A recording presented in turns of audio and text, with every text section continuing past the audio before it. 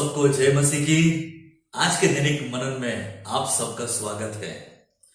हम धन्यवाद देते हैं मीडिया टीम के लिए, जिनके प्रयास और मेहनत के द्वारा हर दिन ये दैनिक मनन आप तक पहुंचता है।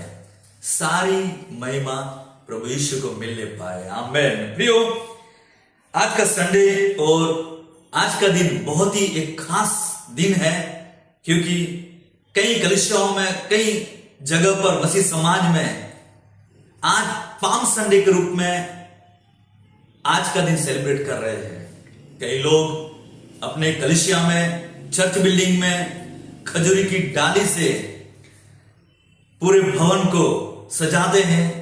कई कलीसिया संडे सर्विस से पहले रैली निकालती है और हाथ में खजूरी डाली पकड़कर होसन्ना जय जयकार के नारे बोलती है, घोषणा करती है। कई जगह पर अलग अलग प्रोग्राम करते हैं। और आज इस सुबह के समय में जब हम एक दूसरे के साथ जुड़े हैं, मैं भी पाम संडे के बारे में कुछ आपसे बात करना चाहता हूं। एक्चुअली देखा जाए तो असल में यीशु मसीह का इस पृथ्वी पर मानव जीवन का ये एक आखिरी सप्ताह है। आने वाले शुक्रवार को गुड फ्राइडे है, आने वाला संडे ईस्टर संडे पुनरुत्थान का दिन है। ये पूरा सप्ताह एक दुख सप्ताह के रूप में, पैशन वीक के रूप में हम जानते हैं, मानते हैं। जब हम बाइबल में, पवित्र शास्त्र में मत्ती रचित सुसमाचार 21वां अध्याय में जब हम पढ़ते हैं, तो वहां पर इस घटना के बारे में बहुत ही स्पष्टता से हमें जानकारी मिलती है। इवन हर एक सुसमाचार में इसके बारे में जानकारी मिलती है।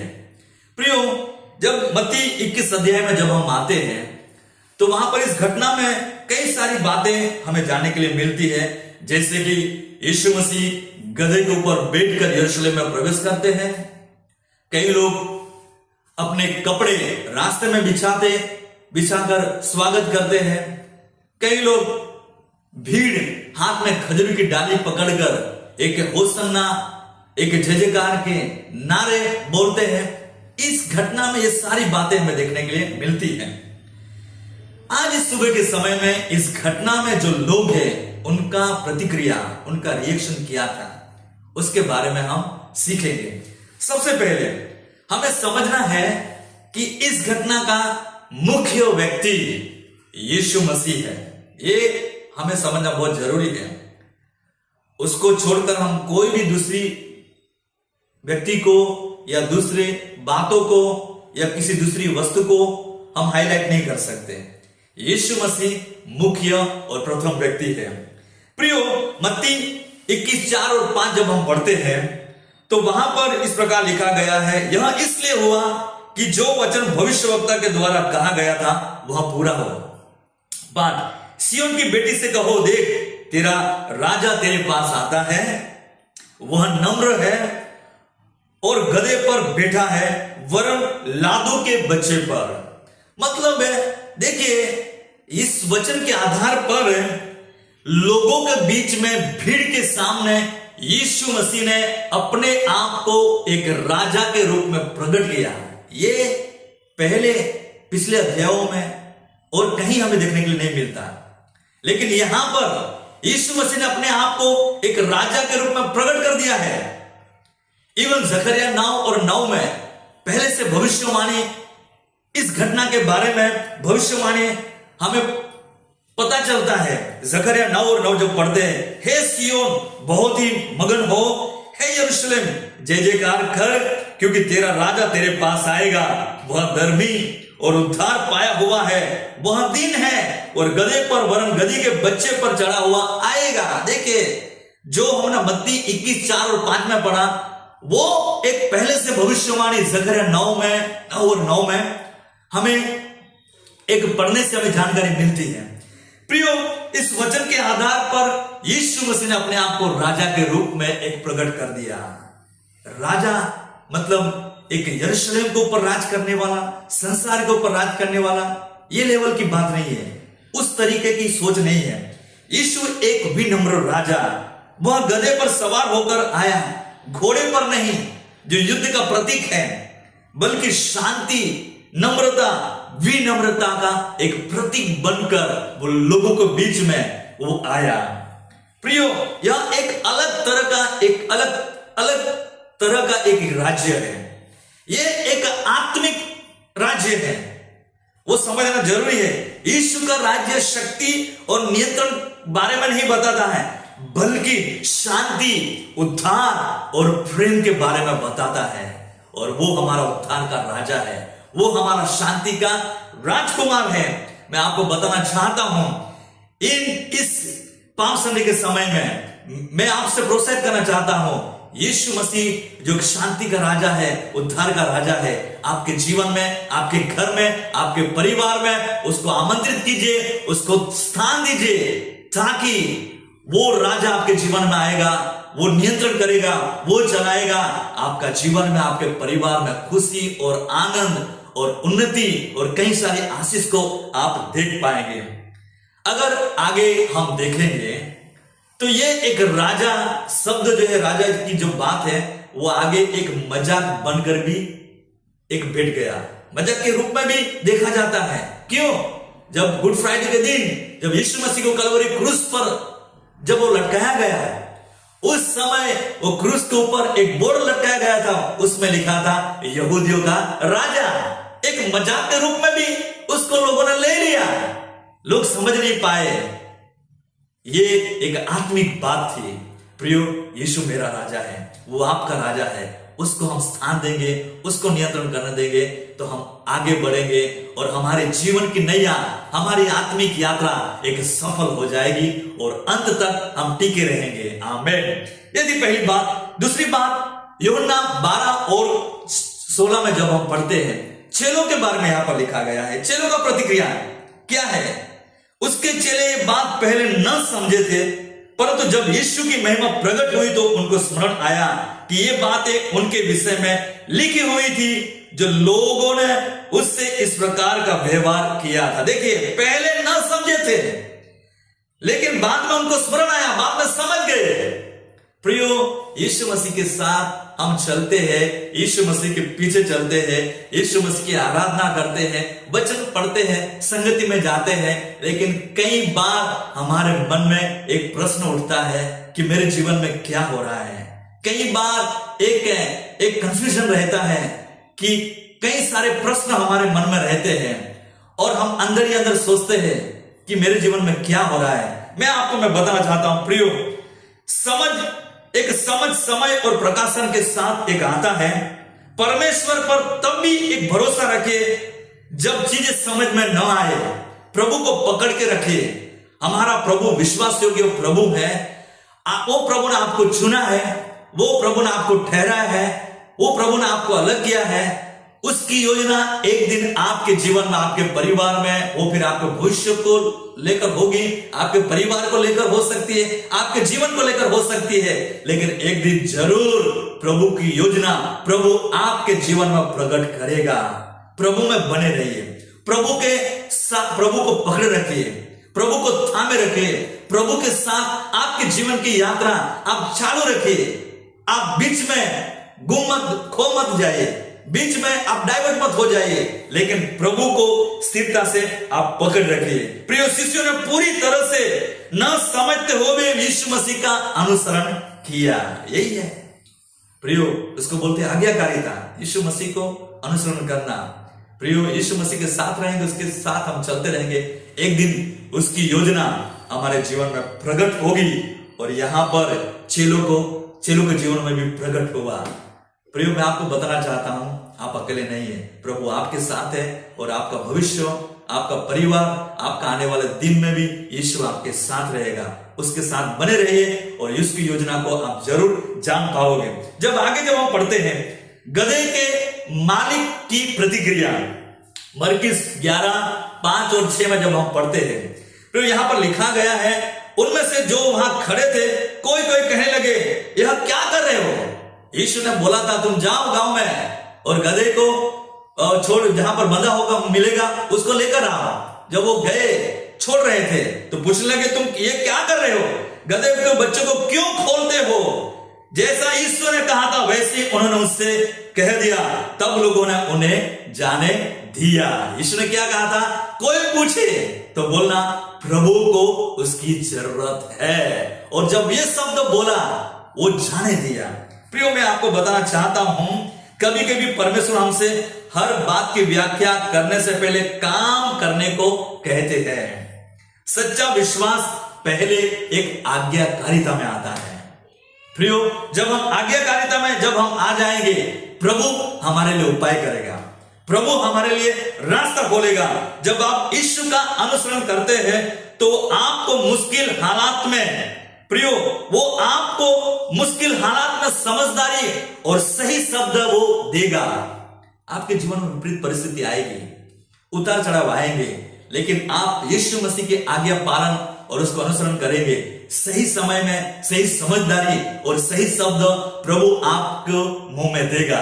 जैसे यीशु मसीह ने चेलों को बोला था, जाओ ये बोल देना, काम हो जाएगा। यही है आज्ञा पालन करने का रहस्य, यही है एक अनुसरण करने का एक रहस्य।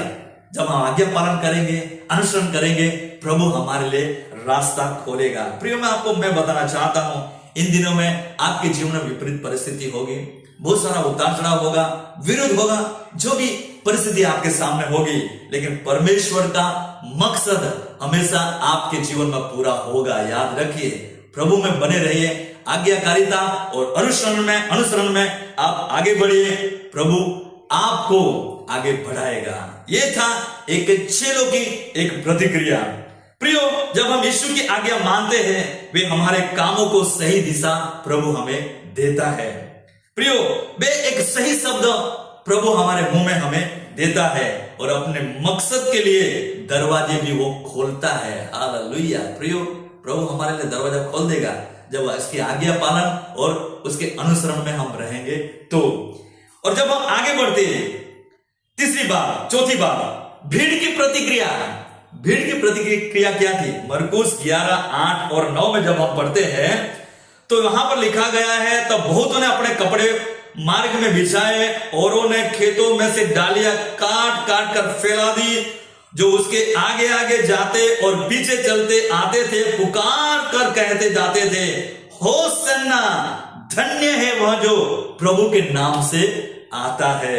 आमीन, हालेलुया। देखिए, ये एक भीड़ की एक प्रतिक्रिया। क्या कर रहे हैं? लोग राजा के रूप में स्वागत कर रहे हैं, होसन्ना बोल रहे, जय जयकार बोल रहे। प्रियो, यह केवल एक उत्सव ही नहीं था, यह एक घोषणा थी। लोग यीशु को अपना राजा एक मान रहे थे। अपने वस्त्र एक सम्मान और समर्पण के प्रतीक है। अपना वस्त्र बिछाना ये एक सम्मान का एक प्रतीक है। वे अपनी हर चीज उसके सामने रख रहे थे। ये एक समर्पण का एक प्रतीक है। प्रियो, क्या हम अपना जीवन में अपना समर्पण का स्थान प्रभु के प्रति, अपना समर्पण का लेवल क्या है? क्या हमारी हर चीज, हर बात है, हमारा हर एक कदम, हर एक पल पल में, हमारा हर एक स्टेप में समर्पण दिखता है? इस पाम संडे के शुभ अवसर पर मैं आपको प्रोत्साहित करना चाहता हूं, आपका जीवन, आपका जो कुछ भी है, प्रभु को समर्पित कर दीजिए और आपके जीवन के द्वारा, आपके पास जो भी है उसके द्वारा प्रभु की महिमा कीजिए। प्रभु के नाम को एक नारे लगाइए, एक घोषणा कीजिए, आपकी आत्मिक आराधना को एक व्यक्त कीजिए कि मैं भी एक यीशु मसीह का सच्चा एक आराधक हूं। प्रियो, जब हम आगे बढ़ते हैं तो यही एक जय जयकार करने वाले लोग आगे चलकर क्या हुआ? एक विरोध भी हो गए। वही लोग, कुछ लोग, उनमें से कुछ लोग चिल्लाने लगे, क्रूस पे चढ़ा दो, क्रूस पे चढ़ा दो। मैं आपको बताना चाहता हूं, उस दिन बहुत लोगों ने यीशु मसीह की स्तुति की, लेकिन बाद में कुछ लोग उससे दूर हो गए। सच्ची आराधना केवल पल भर के लिए नहीं है।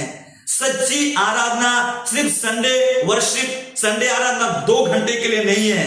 सच्ची आराधना एक गाना गाना, इंस्ट्रूमेंट बजाना वहां तक सीमित नहीं है। लेकिन सच्ची आराधना यहां एक विश्वासी और समर्पण को दर्शाता है। जो सच्ची आराधना अंत तक टिके रहना चाहिए। हर एक विपरीत परिस्थितियों में भी हम आराधना करते रहेंगे। हम यीशु मसीह को छोड़ेंगे नहीं, हम भूलेंगे नहीं, लेकिन मरते दम तक हमारे जीवन से एक वो होसन्ना और जय जयकार का नारा हमारे जीवन से निकलता रहेगा। जहां भी जाएंगे, जहां भी खड़े रहेंगे, जहां भी हम बैठेंगे, वो घर में हो बाहर हो, यीशु की स्तुति होती रहे हमारे जीवन से। हम पीछे हटने वाले नहीं हैं, हम मुड़ने वाले नहीं हैं, हम धोखा देने वाले नहीं हैं, लेकिन आज हम जय जयकार की घोषणा कर रहे हैं, तो ये एक निर्णय अंत तक टिके रहने पाए। आमीन। जब हम पढ़ते हैं 5वीं बात, फरोसियों की प्रतिक्रिया क्या थी। जब लूका 19:39 और 40 में जब हम पढ़ते थे, वहां पर लिखा गया, तब भीड़ में से कुछ फरोसी उससे कहने लगे, क्या कहने लगे, हे गुरु, अपने चेलों को डांटो। वो डांटने के लिए बोल रहे, क्यों? क्योंकि वे लोग नारा लगा रहे हैं, होसन्ना पुकार रहे हैं, जय जयकार पुकार रहे हैं, एक मान सम्मान दे रहे हैं, और फरोसी लोगों को अच्छा नहीं लगा, इसलिए बोल रहे हैं उनको डांटो। यीशु ने उसे उत्तर दिया, मैं तुमसे कहता हूं, यदि वे चुप रहे तो पत्थर चिल्ला उठेंगे। हालेलुया। प्रियो, मैं आपको बताना चाहता हूं, आइए हम अपनी आवाज उठाने वाले बने। ये हमारा चुनाव होना चाहिए कि मैं आवाज उठाकर हर जगह, हर परिस्थिति में आवाज उठाकर यीशु नाम की घोषणा करूंगा, उसका जय जयकार करूंगा और उसकी आराधना करता रहूंगा। आमीन। हालेलुया। प्रियो, इस प्रसंग में जब भीड़ यीशु की स्तुति कर रही है, तो कुछ फरीसी उन्होंने कहा कि हे गुरु, उनको चुप करवा दीजिए। यीशु ने कहा, मैं तुमसे सच सच कहता हूं कि अगर ये चुप रहेंगे तो पत्थर भी चिल्ला उठेंगे। प्रियो, ये समय, वो समय चुप रहने का समय नहीं था, वो समय एक आराधना और घोषणा करने का समय था। प्रियो, हम वर्तमान परिस्थिति, कितने भी विपरीत परिस्थिति क्यों ना हो आपके जीवन में, मैं आपको प्रोत्साहित करना चाहता हूं, इस पाम संडे के समय में आप चुप मत रहिए, आप शांत मत होइए। परिस्थितियों को देखकर, आपकी घर की हालात को देखकर, आपके जीवन के हालात को देखकर मैं आपको बताना चाहता हूं, हर एक परिस्थिति में एक जय जयकार करने के लिए, उसके नाम को घोषणा करने के लिए अपने आप को तैयार कीजिए। प्रियो, यहां पर पहली बात, आराधना रोका नहीं जा सकता। प्रियो, आराधना को कोई रोक नहीं सकता, क्योंकि आराधना हमारे दिल से निकलती है। प्रियो, दूसरी बात, हमारी सृष्टि ही आराधना करने के लिए प्रभु ने बनाया है, फिर हम क्यों चुप रहे? हमारी सृष्टि हमें क्यों बनाया है? उस जीवित परमेश्वर की सृष्टि करना, परमेश्वर की आराधना करने के लिए हमें बनाया गया है। हमारी सृष्टि है, इसलिए वो भी है, इसलिए हम चुप नहीं रह सकते, हम उसकी आराधना करेंगे। प्रियो, तीसरी बात, किसी भी चीज को अपनी आराधना, किसी भी वजह से या किसी भी कारणवश हमारे आराधना हमारी चुप नहीं करा सकता। याद रखिए, यहां पर यीशु क्या बोल रहे हैं, अगर ये चुप रहे तो पत्थर चिल्ला उठेंगे। प्रियो, इस पाम संडे के शुभ अवसर पर मेरी प्रार्थना है और मैं प्रोत्साहित करना चाहता हूं कि प्रभु आपके साथ है, प्रभु में बने रहिए और आपके मुंह से हमेशा प्रभु की आराधना होती रहे और प्रभु की जय जयकार होता रहे और आपके जीवन के द्वारा प्रभु की महिमा प्रकट होती रहे। आमीन। हालेलुया। आइए हम प्रार्थना करेंगे। प्रभु, मैं धन्यवाद देता हूं, जितने भी प्रभु आज मेरे साथ जुड़े हैं, उन हर एक लोगों के लिए मैं प्रार्थना करता हूं। इस पाम संडे के शुभ अवसर पर हर एक लोगों के लिए आपका ब्लेसिंग मांगता हूं, आपका आशीष मांगता हूं। हर एक लोगों को आप आशीषित कीजिए, हर एक लोग इन दिनों में आत्मिक जीवन में जागरूक होने पाए, आपकी आराधना लगातार आपकी आराधना में बढ़ते जाए, आप में वो बने रहे, आपके आज्ञा पालन में बने रहे, आपका अनुसरण करते रहे और आपको प्रभु अपने जीवन में एक राजा के रूप में पूरी तरह से एक स्थान दे दे प्रभु। हालेलुया। प्रभु यीशु मसीह के नाम से हर एक लोगों के लिए मैं आशीष बोलता हूं, उन्नति बोलता हूं और प्रभु हर एक लोगों का आज का दिन एक आशीष में होने पाए, यीशु के नाम से हम मांगते हैं। आमीन। प्रभु आप सबको आशीष देने पाए। जय मसीह की।